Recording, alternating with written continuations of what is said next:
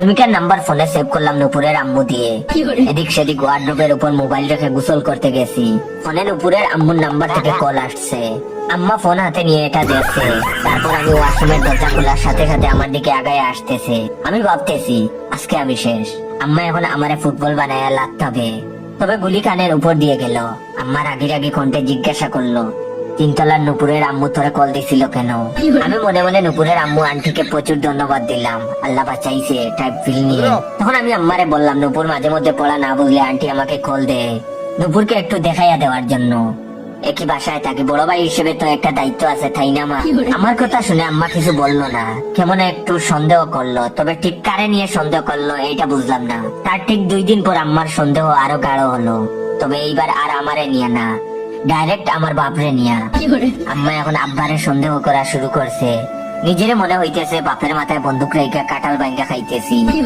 সেদিন দুপুরের পর আম্মা ভাত খাইয়া বিছানায় গোড়াগুড়ি খাইতেছে। এমন সময় দুপুরের আম্মু এসে কলিং বেল টিপছে।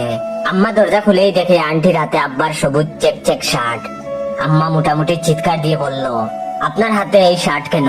তলে তলে এই কাহিনী। নুপুরের আম্মু সেই শার্ট আম্মার হাতে দিয়ে বলল, ভাবি প্লিজ ভুল বুঝবেন না, আসলে একই রকম একই শার্ট আপনার ভাইয়েরও আছে। আমি ছাদ থেকে বলে এটা তুলে নিয়ে আসছি। পরে বাসায় নিয়ে এসে সাইজ দেখে শিওর হলাম এইটা আমারটার সাইজ না। আম্মা সু মেরে শার্ট নিয়ে নুপুরের আম্মুর মুখের উপর দরজা বন্ধ করে দিলেন। ভদ্র মহিলা পড়লেন ফাপড়ে। বেচারি জানলেনও না তাকে নিয়ে আমাদের বাসায় কি কি চলতেছে। আমি এবং আমার বাবা দুইজনেই আম্মার সন্দেহের তালিকায়। আম্মা নিজেও বুঝতেছে না ঘরে কি সতীন আসবে না বৌমা। এদিকে সেদিন বিকালে ছাদে হাঁটতে গেছি, এমন সময় নুপুরে এসে হাজির।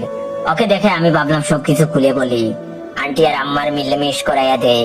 কাছে গিয়ে বললাম, নুপুর তোমাকে আমার কিছু বলার আছে। তখন নুপুর বলল, আমারও আপনাকে কিছু বলার আছে। আমি তখন বললাম, তুমি আগে বলো। নুপুর আমতা আমতা করে বলা শুরু করলো, আমি না আপনাকে পছন্দ করি। এটা শুনে মনে মনে বললাম, বাবার মাথায় কাঁঠাল ভাঙ্গা খাইতেছিলাম, এখন আমার মাথায় কেউ একজন আকাশ ভাঙ্গা ফেলাইতেছে। তখন আমি তাকে বললাম, না না না, এ হতে পারে না নুপুর। তখন নুপুর জিজ্ঞেস করলো, কেন হতে পারে না? তখন আমি বললাম, কারণ আমি তোমাকে মেয়ের চোখে দেখি, তোমাকে প্রেমিকা বাবা আমার পক্ষে সম্ভব না। আমি কিন্তু সরল সোজা মনে আমার মেয়ের নামের সাথে মিল টাকায় এই কথা বলে ফেলেছি। কিন্তু নুপুর উল্টাপাল্টা বুঝে গেছে। সে হন হন করে ছাদ থেকে নেমে গিয়ে সরাসরি তার আম্মাকে জিজ্ঞেস করলো, বলো মা, সত্যি করে বলো আমার বাবাকে। নুপুরের আম্মু এই কথা শুনে নুপুরের গালে একটা বন চটকানা দিল। সেই চটকানা খেয়ে নুপুর বললো, এর জন্যই তোমরা আমাকে ভালোবাসো না, আমি আর এই বাসায় থাকবো না, এখনই আমার আসল বাবার কাছে চলে যাব। এই কথা বলার সাথে সাথে বেগ গুছিয়ে নুপুর আমাদের বাসায় চলে এসেছে। ঘরে ঢুকেই আমার ফোন হাতে নিয়ে নুপুরের আম্মু লেখা সেভ করা নাম্বারটা ব্লক লিস্টে দিয়ে আলহামদুলিল্লাহ ফর এভরিথিং বলছে। এদিকে আমাকে ফোনে না পেয়ে টেনশনে আমার প্রেমিকা নুপুরের আম্মু আমাদের বাসায় চলে এসেছে, এমনকি দরজার সামনে দাঁড়ায় আছে। আবার নুপুরের খুঁজে 3 তলা থেকে নুপুরের আম্মু এসে আমাদের দরজার সামনে দাঁড়ানো। ভাগ্য ভালো আব্বা আম্মা বাসায় নাই, একদিক দিয়ে বেঁচে গেছি।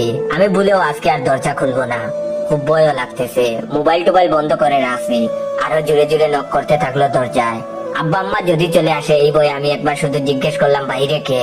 বলার সাথে সাথে আমার হুঁশ হলো, যা হবার হয়ে গেছে, এইবার সব খেলা শেষ।